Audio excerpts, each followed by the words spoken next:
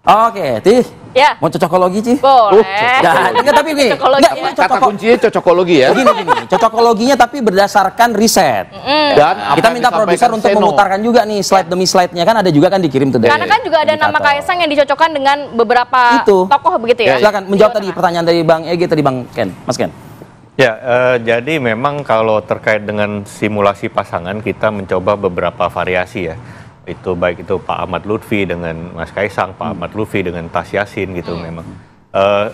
Dan kita temukan pola memang Pak Ahmad Lutfi ini dengan Mas Kaisang ini secara persepsi di masyarakat Jawa Tengah memang diidentikan dengan kandidat yang di-endorse Presiden Jokowi. Mereka ada di ceruk yang sama gitu loh. Kemudian ada juga ceruk yang agamis gitu, katakan ceruk itu ada di Pak Tas Yassin Maimun gitu. Sedangkan di ceruk katakanlah ceruk tokoh partai PDIP ada Mas Bambang Pacul dan juga Mas Hendra Priyadi gitu. Jadi memang ada berbagai macam tipologi kandidat yang punya keunggulan masing-masing dalam hal merebut pemilih di Jawa Tengah tadi gitu loh. Ya. Tapi kalau disandingkan mungkin ada nggak hasil survei yang terbaru disandingkan? Ada kan? Kaisang dengan siapa, atau mungkin Bambang Pacul dengan Kaisang gitu, ada? Ya, karena Pak Ahmad Lutfi dengan Kaisang ini ada di ceruk yang sama. Jadi kalau mereka dipasangkan itu kan belum melewati 50% ya. Meskipun 40 tapi ya masih ada masa mengambang di situ gitu, pemilih mengambang. Nah, tapi kalau misalnya kita lihat kalau Pak Ahmad Lutfi dipasangkan dengan Tas Yassin, ini ada yang nasionalis religius ini menyatu kan, dan tipologi di Jateng kan sejarahnya memang seperti Pak Ganjar dengan Pak Yassin. Itu tadi tokoh keagamaan tadi ya. Itu jadi ada penambahan suara yang cukup signifikan gitu. Begitu ada pasangan yang nasionalis religius tadi gitu. Jadi hal ini tentu akan menjadi pertimbangan gitu loh bagi elit-elit partai baik di level nasional maupun elit partai di Jawa Tengah sendiri gitu loh. Ketika mencari pasangan yang paling pas untuk melaju di Pilkada Jawa Tengah. Pertanyaan saya kemudian begini, Mas Ken. Bila mana ada nama Ahmad Lutfi, Bambang Wuryanto, Tas Yassin, Hendra Priyadi, Sudaryono, itu bila mana dipairingkan dengan putra Presiden Jokowi yang namanya Kaisang Pangarep ini berimbas positif atau justru semakin signifikan? Nah, begitu. Ya, per hari ini karena tadi saya balik ke rumus awal ya, karena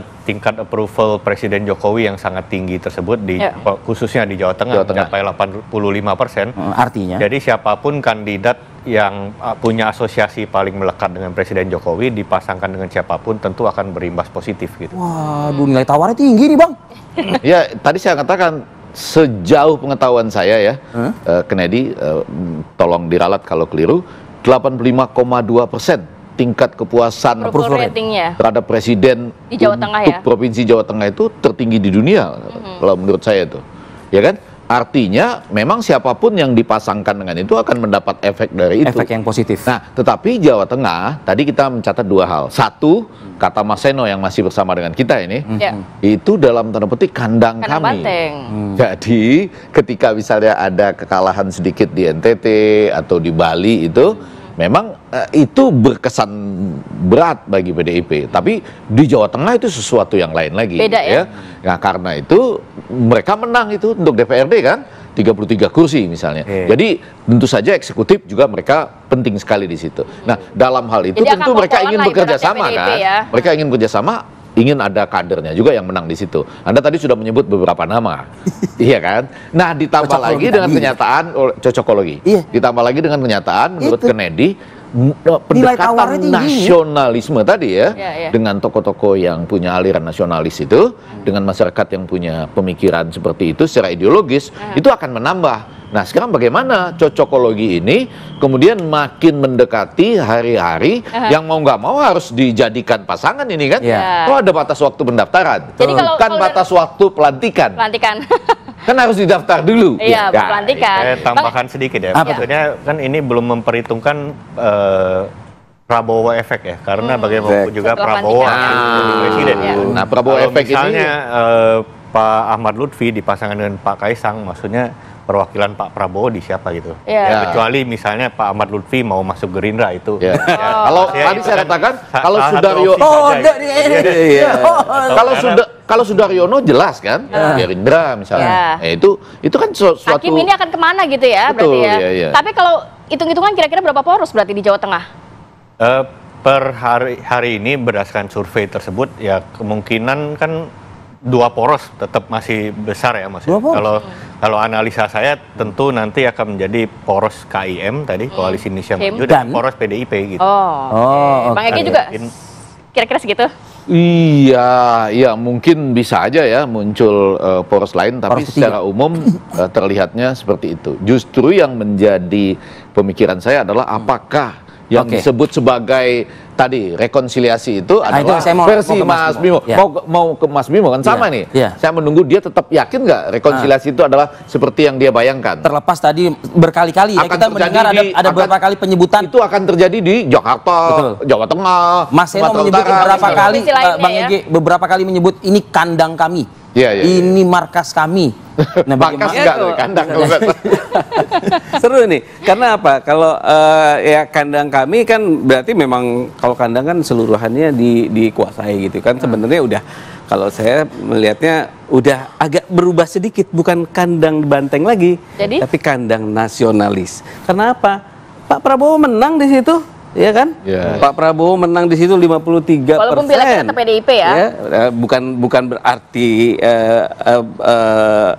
nasionalis kalah di situ. Nasionalis menang. Nah, di situ. Kalau untuk fairnya Pilpres Pak Prabowo menang, Pileg PDIP menang. PDIP menang. Ya jadi nggak keseluruhan. Jadi nggak bisa juga Pak Prabowo aja nggak pernah bilang ini kandangnya Prabowo Gibran gitu, nggak juga kan. Tapi saya kira ini kesempatan yang baik. Artinya pilkada ini Anda bicara soal kandang nasionalis itu karena nilai tawarnya tadi tinggi atau apa ini? Bisa jadi, bisa jadi. Tapi enggak gini, karena kalau misalnya supaya nggak terlalu ada dikotomi lagi lah, gitu, come on. Ini udah Pilpres sudah selesai, Pilegnya juga udah selesai, berarti sekarang ngomongin pilkada nih siapa yang terbaik buat daerahnya, gitu kan? Bukan lagi ini siapa kandangnya siapa gitu. Perwakilan Banteng atau perwakilan non Banteng gitu kan. Jadi nggak kayak gitulah. Oke, Mas Seno gimana tuh? Terakhir Mas Seno. Ya, saya rasa dari tadi pun fokus saya juga bicara tentang bagaimana memunculkan nama tokoh pemimpin yang terbaik untuk masyarakat Jawa Tengah. Berhubung ini adalah pilkada yang mana akan berpengaruh terhadap nasib sekian puluh juta masyarakat Jawa Tengah selama 5 tahun ke depan, dan bukan cekodam, maka akan susah kalau itu menggunakan metode cocokologi. Artinya harus diperhatikan betul-betul secara cermat.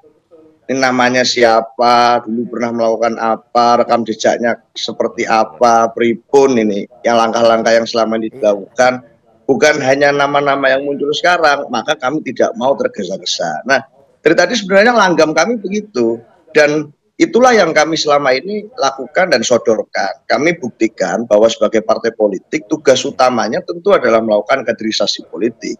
Mewujudkan mimpi bahwa siapapun punya hak kesetaraan yang sama. Boleh jadi pemimpin, tidak peduli siapa misalnya orang tuanya, siapa relasinya, siapa keluarganya. Mimpi bahwa setiap anak bangsa boleh menjadi sesuatu, itulah yang ingin kami jaga dan kami perjuangkan di pilkada besok, dimanapun, tidak hanya di Jawa Tengah. Termasuk di Jawa Tengah sebagai daerah yang selama ini sangat dekat bondingnya atau ikatannya dengan PDI Perjuangan, terbukti melalui data pemilu baik di legislatif maupun di pilkada gubernur sebelumnya. Nah, konteksnya begitu. Nah, inilah bentuk dari pertanggungjawaban kami sebagai partai politik. Maka kita hati-hati, dan nama-nama yang kita munculkan di publik pun adalah nama-nama yang jelas punya rekam jejak di wilayah kerja kepemimpinannya masing-masing. Persoalan siapa nanti yang akan kami rekomendasi, kami pastikan akan kami geber total. Kira-kira siapa? Ya, kita